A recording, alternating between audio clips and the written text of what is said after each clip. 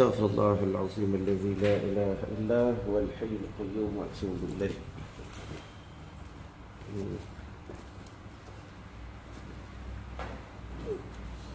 استغفر الله العظيم الذي لا إله إلا هو الحي القيوم وأتوب إليه. استغفر الله العظيم الذي لا إله إلا هو الحي القيوم وأتوب إليه.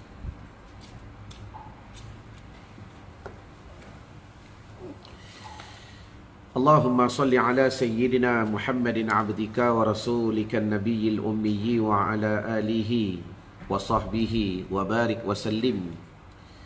Allahumma anta laha, ya Allah kaulah baginya segala perkara, walau azumat sekalipun ia besar, farrijha, kau rungkai ia ya Allah, bifadli, dengan kelebihan. Bismillahirrahmanirrahim. Assalamualaikum warahmatullahi ta'ala wabarakatuh. La ilaha illallah Muhammadur Rasulullah fi kulli lamhatin wa nafasin adada ma wasi'ahu ilmullah. Hasbunallah wa ni'mal wakil, ni'mal maula wa ni'mal nasir.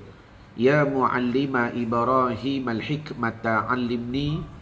Allahumma salli wa sallim wa barik alaihi wa ala alihi. Ilahi, Tuhanku, anta maqsudi, kepadamu maksud dan tujuanku, wa ridhaka matlubi, dan hanya redamu ya Allah yang kami tuntut. A'tini mahabbataka wa ma'rifatak, karuniakan kepada kami ya Allah kasih kepadamu dan mengenali dirimu. La haula wa la quwwata illa billahil aliyyil azim.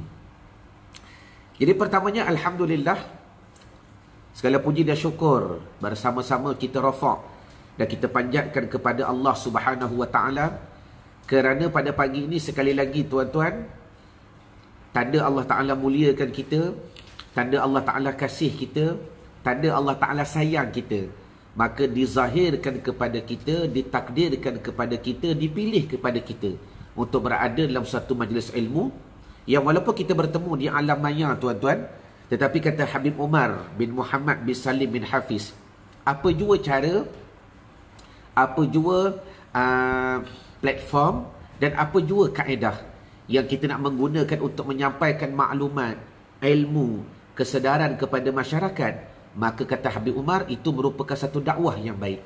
Jadi alhamdulillah, kita bersyukur kepada Allah Subhanahu wa taala kerana pada pagi ini kita dipertemukan sekali lagi dalam hashtag Santapan Rohani.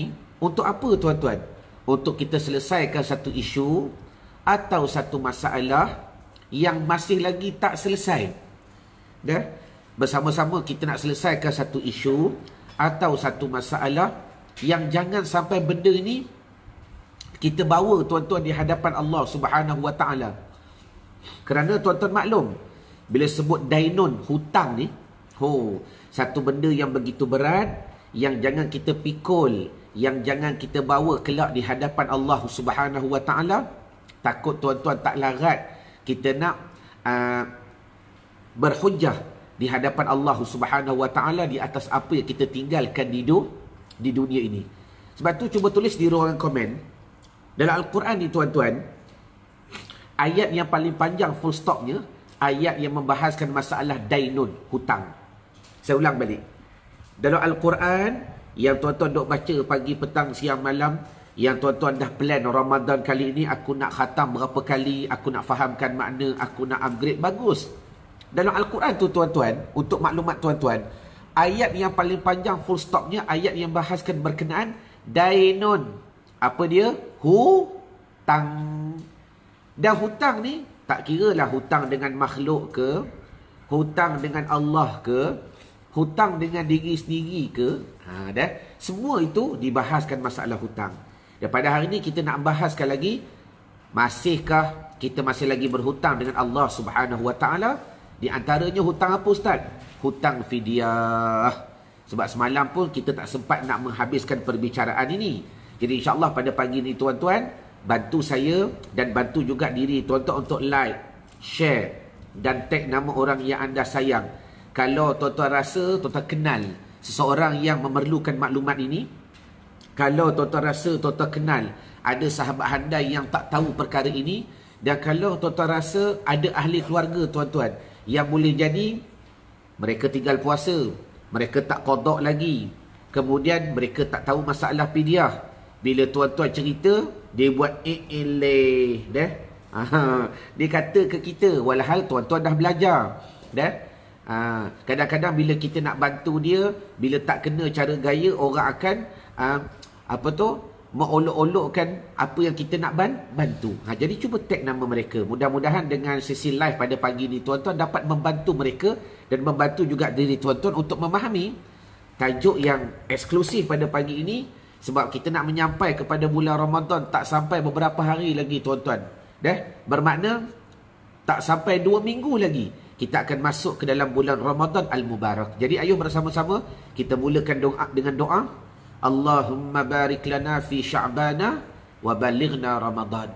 Ya Allah, kau berkatilah pertemuan kami dan pengajian kami, renungan kami pada pagi ini di antara pagi-paginya Sya'ban wa balighna Ramadan. Ya Allah, mudah-mudahan kau sampaikan kami kelak ke dalam bulan Ramadan Al-Mubarak. Amin ya rabbal alamin. Baik.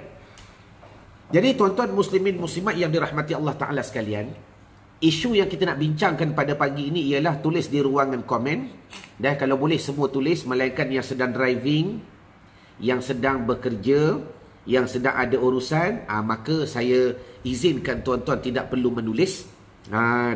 Kerana fokus kepada kerja itu lebih aula. Itu amanah tuan-tuan dengan mereka yang memberi tanggungjawab kepada kalian. Sedangkan kuliah ni pun wajib, pengajian ni pun wajib, tetapi tengok situasi dan keadaan. Jadi tulis di ruangan komen. Kita akan bincangkan pada pagi ini tajuk yang begitu simple. Secupaknya beras, segantangnya dosa.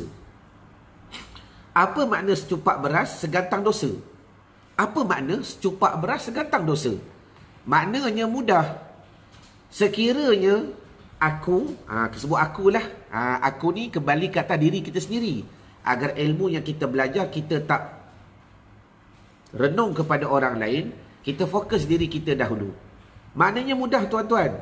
Kalau kita mengabaikan, mengeluarkan atau membayar secupak beras, tulis secupak bersamaan 1 hari. Kalau tuan-tuan mengabaikan, membayar atau mengeluarkan secupak beras, terima kasih Nur Hayati, secupak itu bersamaan 1 hari. 1 hari tinggal secupak. Lepas tu kalau 10 tahun tinggal, jadi 10 cupak. Tapi ingat, dalam perbicaraan semalam telah saya sebutkan, qada tidak berganda. Yang berganda cuma fidyah. Dah lambat qada, fidyah tu berganda. Okey.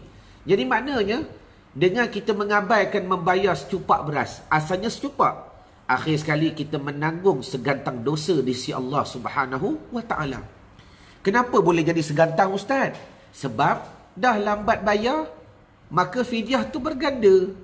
Lambat bayar, fidyah itu berganda. Adakah kalian jelas ke jelas? Jadi sebab itu penting dalam kita memahami pada pagi ini, dalam hashtag Santapa Rohani, satu tajuk yang begitu simple, secupak beras, segantangnya dosa. Apa maknanya? Dengan aku mengabaikan bayar secupak beras, secupak tuan-tuan baru RM1.80. Siapa tak tahu cara mengira harga secupak beras bagi negeri masing-masing? Nak saya ajar tuan-tuan macam mana ilmu ataupun teknik cara mengira harga secupak beras, supaya lepas daripada ni tuan-tuan tak perlu tanya dah. Lepas daripada ni tuan-tuan dah alim dah. Lepas daripada ni tuan-tuan dah boleh ajar adik-beradik, sahabat handai, kawan-kawan. Sebagaimana tuan-tuan tag nama mereka pada hari ini. Terima kasih. Saya nampak kesungguhan tuan-tuan. Tag nama orang-orang yang anda sayang, tag nama sahabat, tag nama kawan-kawan. Saya nampak kesungguhan tuan-tuan. Tahniah saya ucapkan. Mudah-mudahan Allah Ta'ala balas kesungguhan tuan-tuan nak menyampaikan ilmu kepada mereka dengan cara begini. Mudah-mudahan tuan-tuan dapat manfaat. Okey, kita keep fokus sekarang. Sekarang ni siapa yang tak tahu lagi cara nak mengira harga secupak beras? Tolong tulis di ruangan komen untuk saya bantu. Sebab secupak mewakili 1 hari.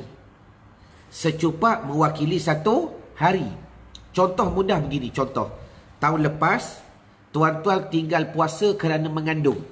Dengar dengan baik. Ni bagi yang mengandung tahun lepas. Tak kira lah sama ada dia mengandung atau dia menyusukan budak.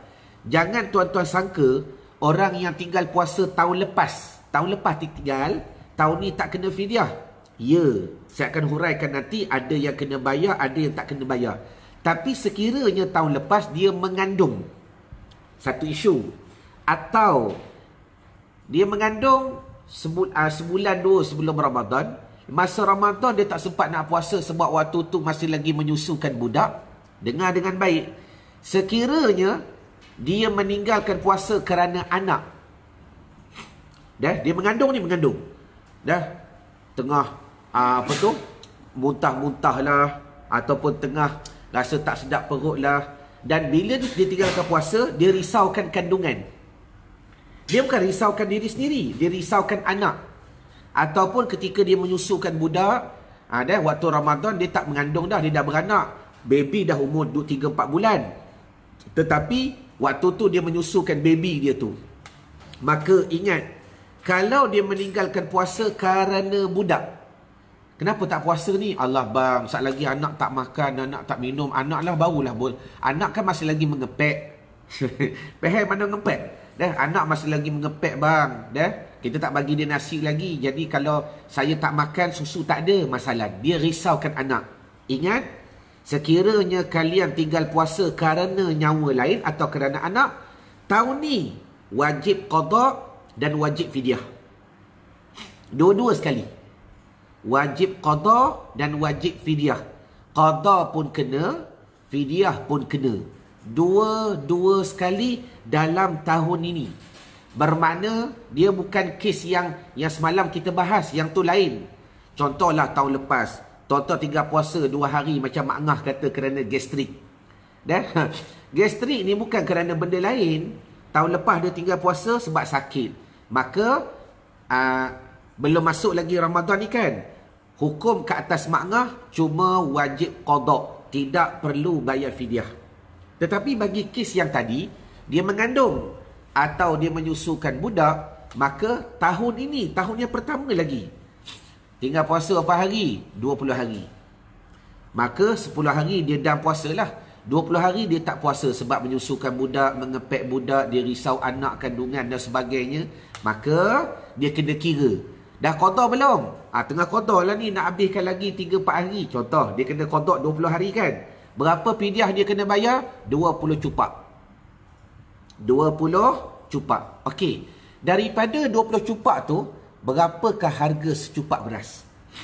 Berapakah harga secupak beras? Baik. Untuk mengira harga secupak beras, saya nak kongsi dengan tuan-tuan 2 kaedah. 2 kaedah. Ada berapa kaedah? Tulis. Belajar dulu cara nak kira secupak beras. Beruntung bagi tuan-tuan yang masuk live awal-awal ni. Belakang-belakang nanti suruh dia tengok mula-mula balik. Okey. Kalau 6 tahun tinggal puasa sebab bersalin dalam bulan puasa, sama juga wiwi. Dah qada belum? Kalau sampai sekarang tak qada, hari tetap 30 hari. Cuma fidyah 30 kali 5. Kalau tahun pertama tu dia meninggalkan puasa kerana anak, 30 kali 6. 30 hari kali 6. 6 kali 3, 180 cupak. Okey. Maka saya nak share dengan tuan-tuan 2 kaedah. 2 kaedah. Satu kaedah, ini kaedah yang the best. Please, tuan-tuan kena jujur dengan diri sendiri. Kalau tuan-tuan rasa tuan-tuan mampu untuk menggunakan kaedah yang pertama, maka kaedah yang pertama is the best. Kaedah yang kedua, kaedah yang umum. Kalau tuan-tuan malas sangat nak kira cara teknikalnya, tuan-tuan boleh berpegang dengan kaedah yang kedua. Okey, saya bagi dahulu kaedah yang nombor 2. Kaedah yang nombor 2 ni formula untuk mengira secupak beras supaya tuan-tuan boleh ajar sahabat-sahabat, kawan-kawan secara cepat. Secara cepat. Kalau dia tanya berapa harga secupak beras, okey, saya bagi kaedah yang nombor 2 dulu, yang boleh pakai untuk semua orang awam. Dapatkan harga zakat fitrah negeri bahagi 4. Tulis.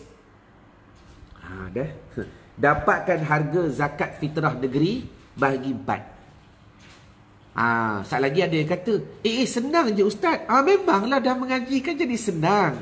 Yang selama ni bila kita jahil yang jadi susah tu, bila kita tak tahu jadi pening. Maknanya dalam hukum fiqh dikira harga zakat fitrah dengan segantangnya beras. Tuan-tuan kan pakar matematik, Tuan-tuan kan orang lama, berapa cupak satu gantang? 4 cupak bersamaan satu gantang. Betul ke betul? 4 cupak bersamaan satu gantang. Bermakna zakat fitrah, contohlah Selangor kata RM8. Contoh, walaupun tahun lepas RM7 2 kan, kita katalah RM8. Kita katalah RM8. Maka kalau zakat, pusat zakat Selangor Isytihar, zakat tahun ni di Selangor RM8. Tuan-tuan dah congak dah. Okey, harga secupak beras bersamaan RM2. Kerana 4 cupak bersamaan satu gantang. Jelas. Satu gantang nak dapatkan harga secupak bahagi 4. RM8 bahagi 4, RM2. Maka RM2 bersamaan dengan satu cupak, atau bahasa lain RM2 bersamaan dengan satu hari. Jadi yang apa tu? Allahumma salli wa sallim wa barik alaih, yang mengandung tahun lepas. Mengandung. Nak tak saya bagi tip? Ni, muslimat yang mengandung ni, nak tak saya bagi tip? Ni, tahun lepas, kalau tuan-tuan mengandung, kalau muslimat mengandung, yang kena bayar fidyah bukan muslimat, suami. Jangan cakap kuat-kuat. Dia bagi tahu kata Ustaz Idwan aja. Memang kaedah fiqh begitu. Suami yang kena bayar. Ini suami yang buat anak. Lepas tu kita yang kena tanggung perut, kita yang letih beranak, kita yang kena qada, takkan kita juga yang kena bayar fidyah? Katanya seorang perempuan. Dalam hukum fiqh, 3 tahun yang pertama bagi satu kes, maka wajib suami kena bayar fidyah. Suami yang kena bayar. Okey. Jadi tahun lepas contoh tinggal 30 hari. Sebab apa? Sebulan tak puasa kerana mengandung, memang tak larat lawyer dan sebagainya. Kemudian dia mengandung 30 hari dia tak puasa, maka 30 hari dia kena qada 30 hari, dia kena bayar 30 cupak. Tuan-tuan dah pandai kan? 30 cupak darab dengan berapa ringgit tadi? Berapa ringgit? Mabela RM2. Maka harga fidyah yang wajib kena bayar ialah RM60. RM60. Jelas. Nak bayar tu bila? Sekejap. Nanti saya bagi tahu. Ada waktu yang the best tuan-tuan boleh bayar. Nak bayar sekarang pun best juga. Tapi ada waktu yang lagi best untuk tuan-tuan nak bayar fidyah. Jangan abaikan waktu ini. Okey. Jelaskan? Itu kaedah yang pertama. Kaedah ini tuan-tuan boleh ajar siapa-siapa untuk nak memudahkan kiraan. Baik. Kita nak masuk pula kaedah yang kedua. Siapa nak? Kaedah yang kedua ini kaedah cara mengira harga secupak beras yang nombor 1. Mabela. Terima kasih. Yang itu kaedah yang nombor 2 dah. Kaedah yang kurang afdal. Tapi kalau tuan-tuan desperate, susah sangat nak kira, tak ada kalkulator, tak ada telefon, tuan-tuan boleh guna kaedah yang ni. Tapi kalau tuan-tuan jujur dengan diri sendiri, saya nak tuan-tuan belajar mengira pula kaedah yang nombor 1. Okey, dah bersedia? Kalau dah bersedia, tolong type dah di ruangan komen. Terima kasih Hozaimah. Okey, Nabila, betul Nabila. Yang tu kaedah yang biasa. Saya nak ajar kaedah yang luar biasa, yang paling tepat. Sebab apa? Allah Ta'ala sebut dalam Al-Quran, wa in kana maridan aw ala safarin fa iddatum min ayyamin ukhra. Bukan tu. Itu ayat untuk qada. Kita boleh ganti. Wa 'alal ladzina yutiqunahu fidyatun ta'amu miskin. Ta'amu miskin. Baik. Kaedah yang kedua, kaedah yang pertama, afwan. Ini kaedah yang terbaik cara nak mengira harga secupak beras. Okey, admin tolong bantu saya tulis formula. Dan saya yakin yang lain pun ramai ada. Kak Norani ada, Norani Nasir ada, Norani Yusof ada, Aisyah tak nampak hari ni. Boleh jadi dia ada kelas kot, Hajar Roslina ada. Okey. Formula yang the best. Pertama, tengok saya tulis. Dapatkan harga beras yang kita biasa makan. Poin nombor 1. Dapatkan harga beras yang kita biasa makan. Kalau 10 kilo, 10 kilo lah. Senang kira 10 kilo lah. Maknanya kalau harga beras tu 5 kilo, darab 2 lah. Dapatkan harga 10 kilo. Pertama, dapatkan harga beras yang biasa tuan-tuan makan. Kemudian, harga tu bahagikan dengan 10,000. Harga tu bahagikan dengan 10,000. Dah. Kemudian yang ketiga, darabkan dengan 657. Darabkan dengan 657. Saya ulang balik. Ni cara yang terbaik nak mengira harga secupak beras bagi diri tuan-tuan, bagi family tuan-tuan. Kalau untuk orang lain, boleh bagi formula yang tadi. Kalau untuk diri tuan-tuan, lebih afdal gunakan formula ni. Macam mana? Saya ulang balik. Dapatkan harga beras peribadi yang tuan-tuan makan. Contohlah contoh. Contoh, biasa tuan-tuan makan beras, kita panggil beras cap burung serindik. Tengok saya kira. Biasa tuan-tuan makan beras cap burung serindik. Kalau beras cap burung serindik ni, harga 10 kilo RM35. RM35, betul. Yang tu terbalik tu. Okey, RM35 kan. Lepas tu, RM35 ni harga 10 kilo. Bahagi. Ni bahagi macam ni. Ni, yang ni. Garis atau apa ni bahagi. Bahagi 10,000. Kenapa bahagi 10,000? Nak kecilkan daripada kilo kepada gram. Kalau tuan-tuan kira dengan harga 5 kilo, maka bahagi dengan 5,000. Kalau kira beras harga 5 kilo, bahagi dengan 5,000. Okey. Jelas? Bahagi 10,000. Kemudian darab yang kali tu.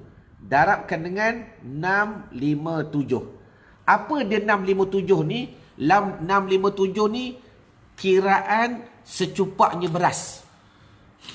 Terima kasih Nabila. Kiraan secupaknya beras. Bukan 6.57 Nabila, salah. 657 Nabila, betulkan. Terima kasih. Sebab tu betul. Kenapa kena tulis? Kalau saya nampak, saya boleh betulkan on the spot. Maka sama dengan dapat berapa? RM2.29. RM2.29. Bahasa mudah, RM2.30. Dia dah jadi mahal sikit dah. Dia bukan masalah mahal. Memang dalam Al-Quran, kalau Allah, bila Tuhan sebut dalam masalah fidyah ni, wa 'alal ladzina yutiqunahu fidyatun, kena bayar fidyah, ta'am, ikut beras. Ta'am, ikut makanan, ta'am. Harga beras yang kita duk makan. Itu lebih afdal. Jelas ke jelas? Siapa jelas, tolong type jelas di ruangan komen. Hari ni kita belajar dia. Okey, harga beras 10 kilo, bahagi 10,000, darabkan dengan 657. Okey, bagus Mabela. Yang lain, yang di Facebook boleh tulis. Okey, saya bagi contoh lain. Jadi, untuk orang yang makan beras cap burung serindik, yang harga 10 kilo RM35, maka fidyah dia RM2.30. Tak sama dah macam kes tadi. Kan? Tak sama macam kes tadi. Maknanya, kalau tahun lepas dia tinggal puasa 30 hari ataupun 29 hari kerana mengandung. Dan dia pula niat, dia tak boleh tahan puasa sebab dia fikirkan anak. Dia risaukan kandungan. Dia risaukan baby dalam perut. Dia takut anak dia tak makan. Dia takut anak dia tak gebu. Dia takut anak dia tak comel. Maka dia pun makanlah bulan puasa untuk jaga kandungan. Dia risaukan anak. Maka tahun ini, qada pun kena, fidyah pun kena. Maka cara nak kira fidyah, kalau dia makan beras cap burung serindik 30 hari ataupun 29 hari, darabkan dengan RM2.30. 29 darabkan dengan RM2.3 sama dengan RM66.70. Jelas? Bagus, ramai dah jelas ni. Okey, Muhammad Soleh, 657. Bersamaan harga secupaknya beras. Kita bagi lagi contoh lain. Ni, kalau orang makan beras apa tu? Beras tak ada kanji tu. Beras apa? Polifonik. Basmati. Polifonik. Apa untuk orang yang kecil manis tu? Herbofonik. Berapa harga 10 kilo? Kita tolong kira. Contohlah ada antara tuan-tuan yang kecil manis. Lepas tu dia makan beras apa? Makan beras mahal sikit. Dah. Okey, kebarang kalian, dia makan beras mahal tu banyak mana? Contoh, dalam setahun tu, Allahumma salli ala sayyidina Muhammad, memang dia kebanyakannya makan beras tu. Kalau dia kadang-kadang je, maka dia boleh kira kebanyakan beras yang dia makan yang mana. Tapi kalau memang selalu dia makan beras mahal, afdal dia kira beras yang dia makan itu lebih afdal. Dah, contoh dia makan beras yang tak ada kanji tu. Herbal Pony. Ingat polifonik. Herbal Pony. Berapa harga Dayang Badariah 10 kilo? Kita katalah RM45. Contoh dah. Sama juga formula dia. 45 basmati. Okey, Roziah Daud 45.00 bahagi, ingat formula dia, bahagi 10,000. Kenapa bahagi 10,000? Saya ulang balik. Nak kecilkan daripada kilo kepada gram.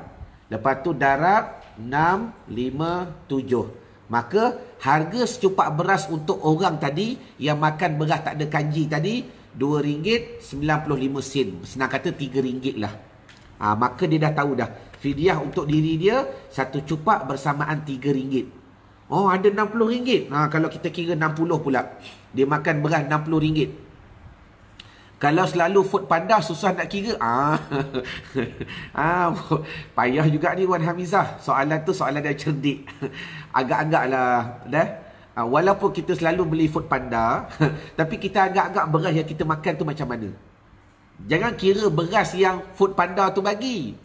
Jangan duk kira beras yang, tuan-tuan, kalau makan kedai Thailand, kadang-kadang dia pakai beras Thailand lagi mahal tau.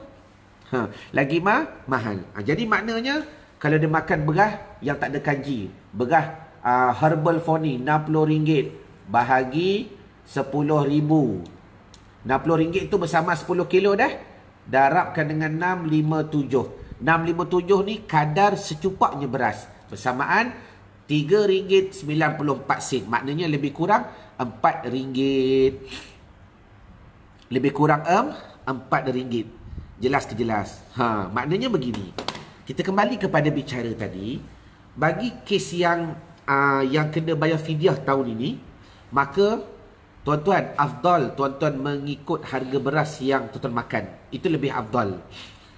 Tapi sekiranya tuan-tuan maklum diri tuan-tuan diuji dengan kekangan kewangan, akibat Allah Ta'ala uji dengan COVID-19 dan sebagainya, ada beberapa projek ataupun bisnes terganggu dan sebagainya. Duit tu ada tapi kena rancang betul-betul, maka tuan-tuan ketika itu bolehlah pilih. Ya Allah, buat masa ni aku nak peganglah pendapat yang nombor 2 dulu. Pendapat yang nombor 2 ni mudah. Ambil harga zakat fitrah bahagi 4. Ambil harga zakat fitrah bahagi 4. Kalau Selangor RM7.2, maka bahagi 4 bersama RM1.80. Itulah harga secupak beras. Tapi kalau tuan-tuan jenis makan beras mahal, macam Wan Aswad, ni orang Putrajaya ni. Orang Putrajaya dia tak makan beras biasa-biasa, dia makan beras luar biasa. Allahumma salli wa sallim wa barik alaih. Maka kiralah harga beras yang kita makan. Adakah kalian jelas dengan apa yang saya sampaikan pada hari ini? Jadi saya dah share dengan tuan-tuan 2 kaedah cara pengiraan harga secupak beras. Satu, cara kiraan yang biasa, yang tuan-tuan boleh congak. Yang kedua, harga kiraan peribadi yang lebih afdal, mengikut harga beras yang kita makan.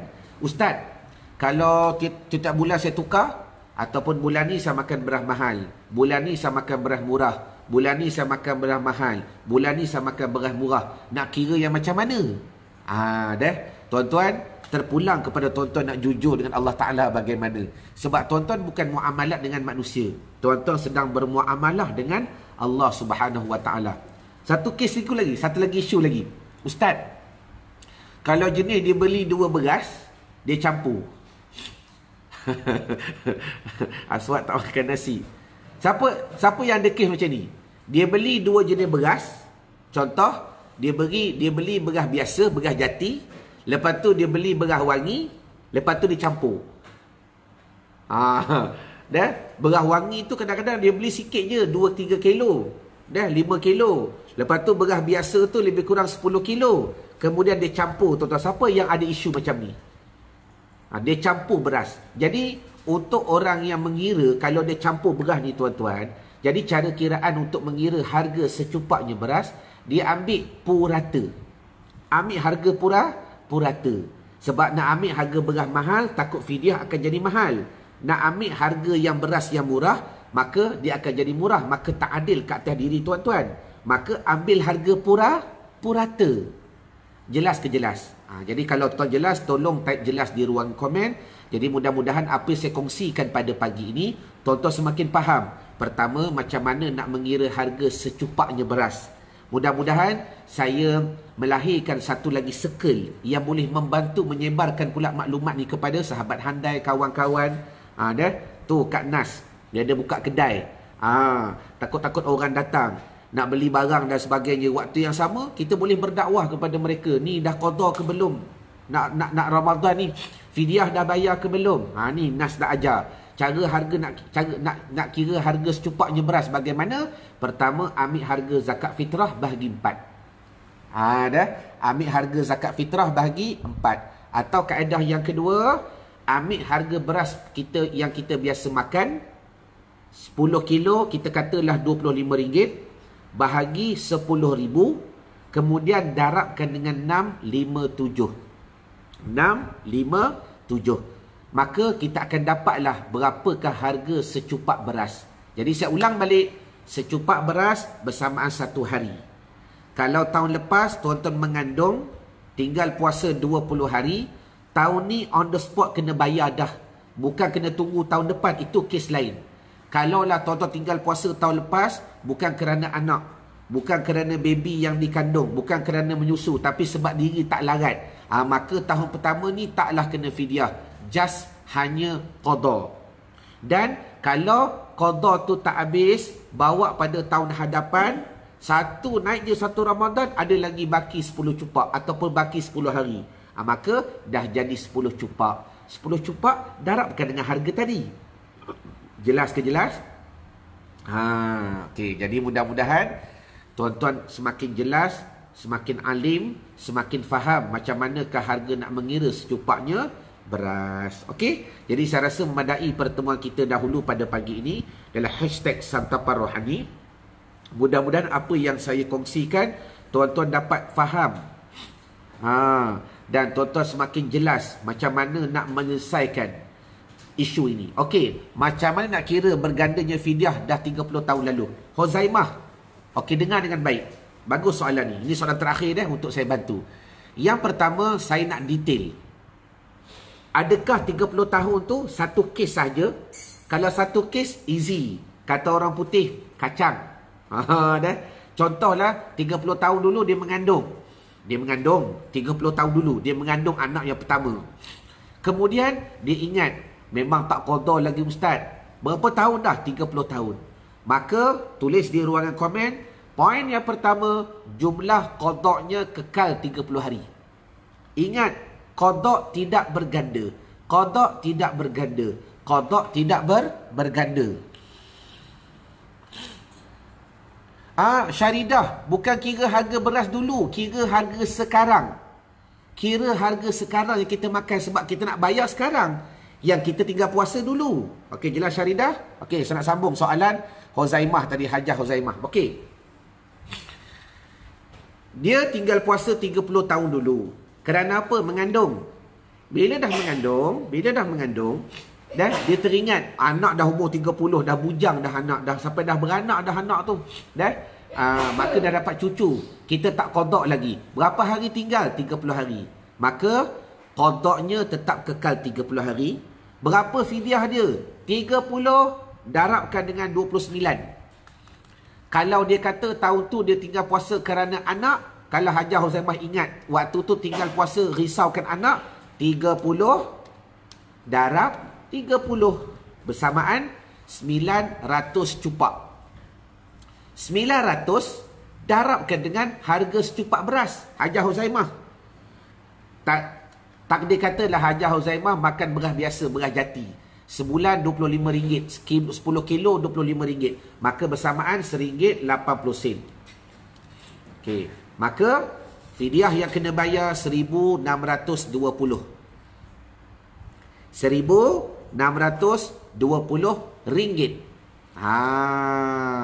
Jelas.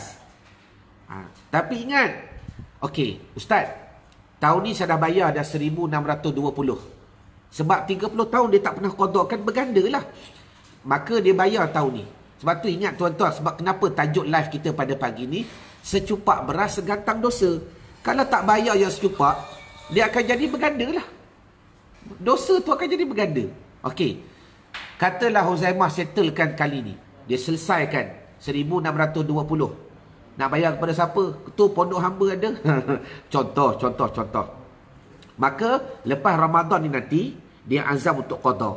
Bila dia dah azam untuk qada, ada lagi baki 10 hari dibawa pada tahun hadapan. Maka 10 hari bersamaan 10 cupak darabkan dengan RM2. Dia tak berganda dah. Jelas ke jelas? Sebab yang gandaan yang belakang-belakang, yang 30 tahun kita dah kira. Hajah Huzaimah ini baru satu kes. Sebab tu saya tanya, adakah 30 tahun ni satu kes ke? Atau tiap tak tahun tu ada every case? Kalau tiap tak tahun tu ada kes yang lain, maka kiraannya lebih detail. Mudah saja, Hajah Huzaimah circle kami. Dah, nanti boleh PM saya atau PM team. Tuliskan, senaraikan. Tahun ni tinggal berapa hari? Tahun ni tinggal berapa hari? Tahun ni tinggal berapa hari? InsyaAllah. Dah? Kita akan bantu mengirakan secara detail. Mela, kalau dia kata tinggal dengan sengaja bukan sebab mengandung ustaz, hampir 30 tahun, sama juga. Cuma cara kiraannya tolak yang pertama.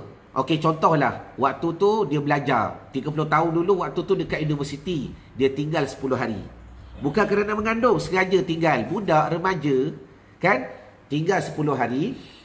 Aisyah, kes mak dia saya ingat. Bagus Aisyah tanya. Okey, 30 tahun dulu dia tinggal 10 hari. Maka ingat, ustaz berapa qada dia? Kekal 10 hari.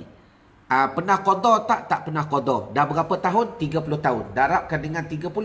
30 tahun kan? Nanti dulu darabkan dengan 30. Okey. Bersamaan 300 cupak. Tolak 10. Tolak 10 cupak untuk tahun yang pertama. Tolak 10 bersamaan 290 cupak. Darabkan dengan RM1.80, dapatlah RM522. Jelas? Siti Zubaidah. Mana-mana yang nak tolong kira, PM saya, insya-Allah. Dah? Kalau saya akan usahakan untuk bantu kalian secepat mungkin. Jelas ke jelas? Okey, alhamdulillah. Jadi saya rasa madai pertemuan kita pada pagi ini. Mana-mana yang circle kami, tuan-tuan ada akses kan bagaimana untuk menyampaikan kepada saya. InsyaAllah saya akan bantu kalian. Dan saya akan semak lagi beberapa mesej semalam pun, kemarin pun dah ada orang tanya dah. InsyaAllah saya akan cuba selesaikan secepat yang mungkin. Ustaz kena buat kalkulator. Kalkulator video insyaAllah. Jadi mudah-mudahan saya dapat bantu tuan-tuan dan bantu juga perjalanan kami ini untuk kita saling membantu dalam perjalanan dakwah dan kebaikan. Jelas? Jadi insyaAllah kita bertemu esok. Esok saya nak sambung pula berkenaan 4 golongan. 4 golongan. Mana yang kena fidyah sahaja, mana yang tak kena, mana yang 4 golongan ni best. Besok kita akan belajar. 1, golongan yang pertama, yang ni beruntung, orang ni beruntung sangat. Dia tinggal puasa, tak wajib qada, tak wajib fidyah. Yang ni orang yang paling beruntung. Yang kedua, dia tinggal puasa, dia kena fidyah sahaja. Golongan yang ketiga, dia tinggal puasa, dia kena qada sahaja. Golongan yang keempat, dia tinggal puasa, qada pun kena, fidyah pun kena. Yang ni besok saya bantu tuan-tuan, boleh? Siapa nak? Saya ulang balik. Besok kita akan belajar pula 4 golongan. Golongan pertama, golongan yang paling beruntung. Dia tinggal puasa, qada pun tak payah, fidyah pun tak payah. Beruntung orang ni tuan-tuan. Beruntung sangat. Golongan yang kedua, dia tinggal puasa tapi dia kena ganti sahaja, tak perlu bayar fidyah. Golongan yang ketiga, dia tinggal puasa, dia kena bayar fidyah sahaja, tak perlu ganti. Golongan yang keempat, dia tinggal puasa, qada pun kena, fidyah pun kena. Jelas ke jelas? Allahumma salli wa sallim wa barik alaihi wa ala alihi. Jadi mudah-mudahan apa yang saya kongsikan kalian dapat faham dan kita sama-sama mengorak langkah untuk memperbaiki kehidupan kita dengan lebih baik. Ma'assalamah wa liqa. Assalamualaikum warahmatullahi wabarakatuh. Wallahu a'lam. Khair.